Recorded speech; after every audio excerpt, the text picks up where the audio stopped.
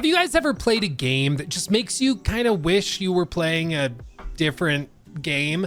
Well, that just happened to me, which is why I'm making this video. In case you missed it, I recently got the chance to play Assassin's Creed Shadows at a preview event that Ubisoft invited me to in Quebec. And after playing that game, which of course is set in feudal Japan, I was left hungry for something. I mean, it's obviously not a surprise that Ghost of Tsushima served as a great point of inspiration for that game, but after playing through that for a preview event, it made me want to go back to Ghost of Tsushima to see if my nostalgia was making the game feel better than maybe it actually is, because as I was playing Shadows, I was like, okay, oh, that's like when Ghost of Tsushima did this. Or I'd look at something and be like, oh, maybe this will be as good as Ghost of Tsushima's version or whatever.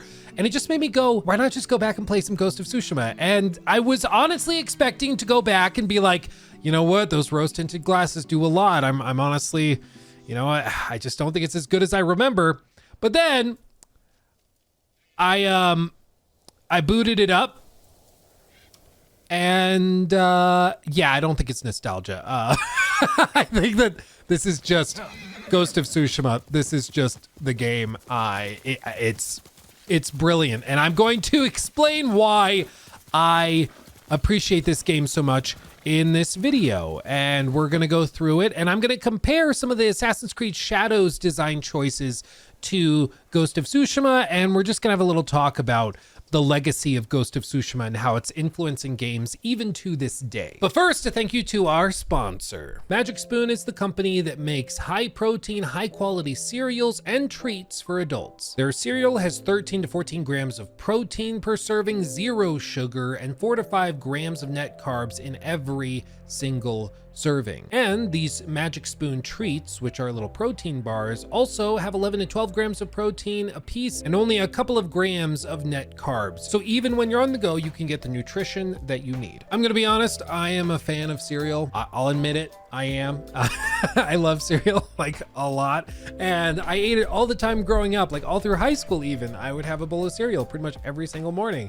And then I became an adult and it just kind of stopped. I don't know why it's not that normal as an adult, but I miss it. And Magic Spoon has awesome flavors. It's also high protein, so you're actually getting a little bit more than just empty calories and things. It's awesome. I love it. I recommend it to my friends and family. My little brother actually has started like ordering it in bulk because he loves it so much. So I can't recommend it enough.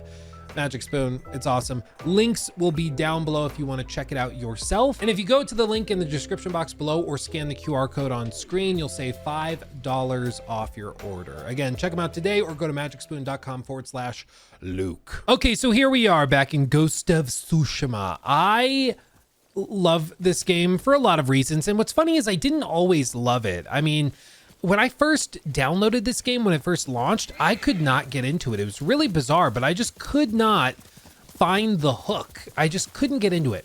It was actually with the director's cut when they introduced the 60 FPS patch for PlayStation 5 that I actually got really, really into it and just lost myself in it. I don't know why that was the moment where it clicked for me, but once I saw the reeds blowing in 60 frames and I was able to just explore the island for hours and hours and hours, I couldn't put the controller down, man. I just could not stop. And the reason I love this game so much might actually have to do with the reason why I like Kingdom Come Deliverance so much, which might come as a surprise because these games are very, very different, but it has to do with one word: immersion. As you can see in Ghost of Tsushima, there's no HUD unless you like actively pull up a bow and arrow, unless you start doing something very intentionally, the HUD disappears and then you're just right back into the world with nothing else popping off. You have the little alert here. I just aggroed a dude. Sorry, not sorry. But as you're playing the game, their goal is to make it so you can just get lost in it. They don't want a mini map popping up telling you where to go, and even something as simple as a compass, they don't want distracting you. They want you looking at the landscape, taking in all of the sights and scenes, which is why they actually have a really freaking cool navigation system. In case you're not familiar, basically we just select a pinpoint right here, and then when I close the menu, you can see the wind actually shifts directions. And if I ever need to know where I'm headed towards or which direction my POI or marker is, I just swipe up on the touchpad and the wind blows in that direction, so I know which way I'm headed. So even something as simple as a quest marker is redone to be as immersive as possible and to not take you out of the game, which I love. I'm somebody that gets actively annoyed when games have mini maps all over the place because I feel like it constantly is asking the player to stop looking at the beautiful world you've made and instead look at a little circle in the corner. It's one of the few problems I have with Red Dead Redemption, which is why I always toggle the UI in that game to be the compass instead. But even in this game, they don't have any compass. They use the wind and the direction that the wind blows in the reeds and grass and trees to show you where to go.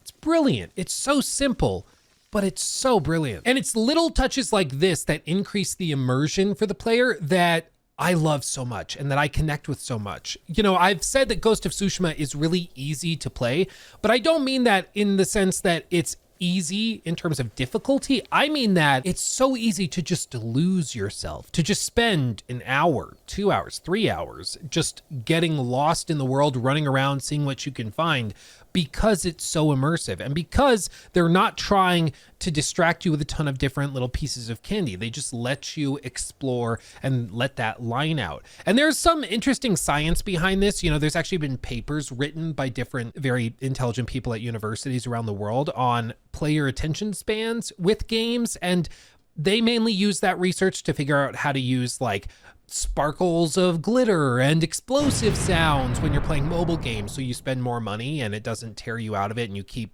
doing whatever polls or whatever you need to do in order for them to make billions. But that information can also be used in making games that are more immersive. And it basically just goes back to players are people and people have limited attention spans. And when you pull them out of whatever they're focused on, it takes a certain amount of time to get them to refocus. And so you don't want to get them to break that focus if you can help it. Keep them as immersed as possible. And whether that break in focus comes from a pop-up about a daily challenge or it comes from a mini map that's confusing, so you have to stop playing and figure out what the hell it's saying, whatever it may be, you don't want any of it if you can help it. And games like Kingdom Come Deliverance and Ghost of Tsushima are really, really good at letting the player just focus on playing the game without messing too much in menus or trying to navigate a complicated level using the minimap. They just let you get lost in the beautiful landscapes. And I mean, of course, there's also, hot springs with the patented Jin Sakai butte. There you go. Ooh, baby. Right there. And then you chillax. And when you're done, you get out and you get your little buff and you're good to go. How great is that? Now, I mentioned at the top of the video that this game has seen many comparisons drawn from it to AC Shadows, and that's natural. I mean, they're both games set in like feudal Japan, so you shouldn't be surprised that, there's going to be comparisons drawn. But what I find interesting is what Ubisoft took from this game and also what they intentionally did differently. There's some stuff like the hyper focus on the weather and the wind and nature, trying to focus on immersion first and foremost, and everything else is kind of secondary. That I can appreciate, and I understand why they maybe took that inspiration from Ghost of Tsushima. But one of the other things that I also find really interesting are the things that they chose to do completely differently. And a good example is probably the dual protagonist. That's something that notably they don't really do here. I cannot believe I just shot a tree. Oh my God, get back here. Anyway, what I was saying is the choice to go with dual protagonists for Shadows was really interesting, because when I spoke to the creative director, Jonathan Dumas, he said that their thought process was that they wanted to have the ability to explore the shinobi, like assassin fantasy and gameplay options. And then they also wanted to explore the samurai side of gameplay. But they felt like having one character do both would not really allow them to flesh out either which way, which I thought was interesting because, of course, in Ghost of Tsushima, they kind of do both with one character. As you can see here, you can kind of swap and play both different styles if you want to. You can stealth, and then you can also just go full-on samurai if you want to.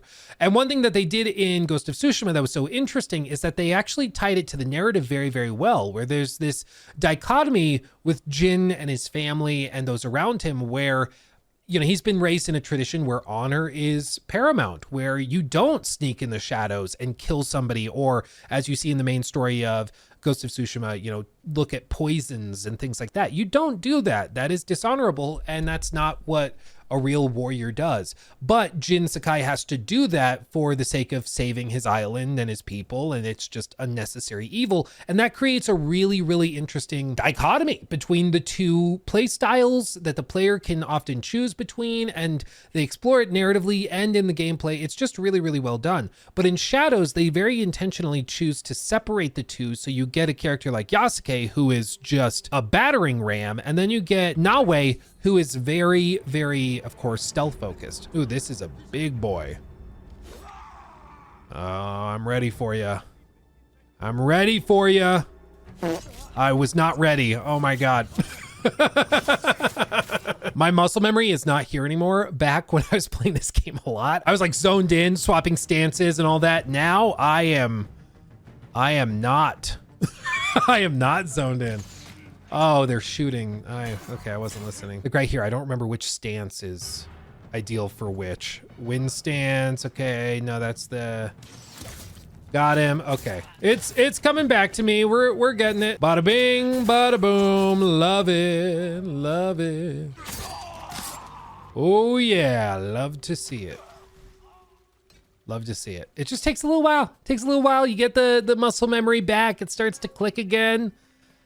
Oh, baby. You know, one of the other things about Ghost of Tsushima, especially in the face of AC Shadows, that's so interesting is back when the game came out, a lot of people were actually accusing it of just being Far Cry, but with swords, or being like a feudal Japan, but Far Cry. Because in structure, it's very, very similar. There's these little outposts and encampments, and, you know, it's really funny in hindsight to see people like critiquing this game for being too much like Ubisoft, when nowadays people are complaining Ubisoft isn't enough like this game, which it's just funny how times change, you know. But I do think that there's, of course, with any game, lots of inspiration and little tidbits that they've taken from other games. You know, every game is sort of a hodgepodge of 15 different projects and games that the devs worked on and that they played that they really liked, and that's just kind of to be expected, I think. But ooh, explosive arrows. I forgot I have these. Maybe right here. Boom. Oh, I lit him on fire. Sorry, dude. So to be clear, there's nothing wrong with the devs of Ghost of Tsushima taking inspiration from Ubisoft games or other games, or from Ubisoft taking inspiration from Ghost of Tsushima and other games like that. Nobody's complaining about inspiration being taken. But I think what's always fascinating to me is to see what inspirations they take and why, and also, as I said, which directions do they choose to go the opposite direction in. You know, like looking at Jin Sakai being like, okay, we don't want to have one character that does both fighting styles. We want to have it separated and the player can choose between one or the other. That's a very interesting shift to me, and maybe it was done just to like differentiate Shadows from this game, even though maybe it wasn't the right choice in terms of gameplay, or maybe it'll end up being the most brilliant choice. And, you know, in 6 months, we'll all be like, oh, can you believe AC Shadows ended up being a 10 out of 10 masterpiece? Who knows? You know, stranger things have happened. Stranger things have happened. That would be pretty damn strange, though. I'm going to be completely honest. That would be crazy. If that happened, I would be fully expecting to get Concord 2 within like 6 months, you know, from Naughty Dog or something. Just something totally out of left field. Maybe I'll go buy a lottery ticket too. But another one of the smaller changes that Shadows pursued was the difference in treatment of like wildlife. So for example, we have, of course, a lot of like deer and all sorts of different animals in Ghost of Tsushima. But in Shadows, you can't actually kill any of them. There's no hunting. There's none of that. And when I asked them about it, they said it was done for cultural reasons. They didn't want to have anybody feeling like they were taking advantage of the wildlife or any of that. They didn't want to be disrespectful of like the, I guess, relationship between Japanese citizens and residents and the animal life that lives there, which I thought was just really interesting, because in Ghost of Tsushima, you can massacre as many deer as you want and nobody really cares. I mean, there's some types of animals and birds and stuff that you can't kill, but it was an interesting shift that they didn't want you to do that because it was considered insensitive, which It's just you know, an interesting change. Well, one of my favorite parts of Ghost of Tsushima is just running around, taking in the sights, and also encountering dynamic stuff. Just finding something or a group of enemies semi-randomly, because usually they'll be in places you kind of expect them to be, and just seeing what comes from that. Now, with Ghost of Tsushima, there's not a whole lot of like dynamic side questing that happens. So usually when you find these guys, they're not going to kickstart like a whole side quest or anything all by themselves, but they will often have something useful, whether that's armor or loot and materials and stuff. So there is still a reason to take them on.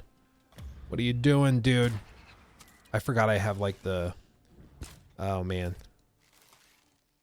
The dead eye. Ooh, I got him. What a shot. You're good, dude. See, you can let this guy go, but it's not like a full-on dynamic quest like in some other games where you just casually run into somebody in the open world and then it starts like an entire hour-long side quest. Doesn't really happen in Ghost of Tsushima, and maybe with Ghost of Yotei, that's something we see them add and change. That'd be super cool. And that kind of brings us to the final prompt of this video, which is, where do they go for the sequel of Ghost of Tsushima? Of course, we have Ghost of Yotei announced. We've seen the trailers and there's some gameplay snippets in there. We see we have a new protagonist. It's set significantly after Ghost of Tsushima, so it's going to be very, very different in terms of what they can offer and present to players. But I am really interested. Look at that shot, man. Jesus Christ almighty. It's unreal. Art direction all day, every day, dude. This game ran on a PS4. And granted, at lower resolutions, this is the director's cut on a PS5. But still, man, that's ridiculous. It's just so crazy how beautiful it is. Anyway, got a little distracted. I'm really interested to see which way they go. I hope they embrace more dynamics. Because again, one of the strengths of Ghost of Tsushima is that they allow you to just explore levels and maps and stuff like this without, oh God, without any hand holding. You can just go get lost. And like even here, you can see just running into a bear, demolishing a couple soldiers. That's a cool thing to just find while running around for this video. I could not have planned that if I wanted to, you know? And I hope that with Ghost of Yotei, they embrace the fact that players are going to do this. They're going to run around and just explore without any objectives marked, without anything else. They're just out there to see what is out there. And so I hope that they take some lessons from like Kingdom Come Deliverance and start to add in some dynamic quests, stuff that will pop because you saw a guy tied up, you know, by this rock who was left there. And then you find out that, oh, it's because he betrayed his brother and his brother tied him up there and left him for dead with the bear, but he didn't have the heart to actually kill him himself. So you go find the brother, and then the brother tells you, actually, no, he robbed our entire family and he tried to kill us in the night for insurance money, whatever the hell they do. You could have so many cool things that just start with something as simple as a guy tied up next to a rock. And the fact that that could start a whole series of missions and quests, that to me is like the pinnacle of open world and immersive game design. And it's something Kingdom Come does really, really well. Even Red Dead Redemption 2 did it very, very well. And I hope that that's something that they pursue in Ghost of Yotei, because the more cool things that can happen just by playing the game without looking in menus, without looking in towns for where the question mark icon is, just by exploring, the better this will be. And I hope we see more and more of that, because it's so easy to just get lost in a game when they have that available. Oh my God. I called my horse muscle memory. I was just tapping triangle to hop back on the horse and he just chopped the hell out of it. I'm gonna be honest, I don't know how many dozens upon dozens upon dozens upon dozens of hours of Ghost of Tsushima I played on PS5 and also on PC, and I didn't know you could chop your horse like that. I feel really bad now. Yeah, oops. Sorry, horsey, I didn't know I could do that. That's my bad. But I'll tell you, the other thing that playing Ghost of Tsushima again makes me realize is just how soulless the PS5 gen has been when it comes to new IP. I mean, we had so many new IP that now are like iconic and huge franchises. all through the PS4 gen, it's kind of insane to see how the PS5 gen has just had like basically nothing. It's really honestly bizarre when you think about it. Just how at this point, where are we? 2025, this gen is going into its 5th year. And back in, let's see, the PS4 gen started 2013. So by this point in 2018, at this point, I think we would be what? 2018 going into 2018. So we will have already gotten Uncharted 4, Bloodborne. We got, of course, massive games like Overwatch launched, which maybe you could say Marvel Rivals is this generation's Overwatch in more ways than one. I mean, I feel like at this point, last generation, we had seen a lot of fresher ideas. We were about to see God of War. Of course, that had already been announced. The Last of Us Part 2 had already been announced. I don't know if Ghost of Tsushima had been announced in early 2018. Hold on. When was Ghost of Tsushima announced? On June 3rd, 2018, during Sony's E3 2018 press conference. So within just a few months, Ghost of Tsushima will have been announced in June. Like, again, this generation has been so hollow thus far. Granted, we've gotten a couple of recent announcements. Ghost of Yotei, we got Intergalactic, the Heretic Prophet. We've gotten some stuff like that, but there's also been so much dev time wasted and resources wasted with stuff like the God of War live service spin-off game that they had Blue Point making for some reason, or other projects like, of course, Concord, which you all know how I feel about that. And, you know, maybe it's just looking at things with a cynical eye, and I try not to, but it really does feel like the PS4 gen just had so many surprises and crazy new ideas and franchises that now are so ingrained in the industry, and we're all looking forward to the sequels and the new versions of them.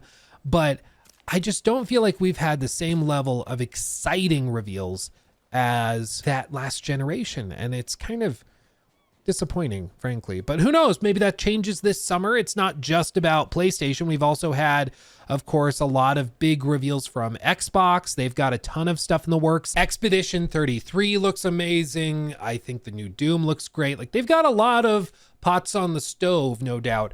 So I'm sure we're going to have lots of exciting stuff to play this year, especially. But playing Ghost of Tsushima just makes me appreciate that PS4 era all the more. And also these PS5 load times in the director's cut. Look at this.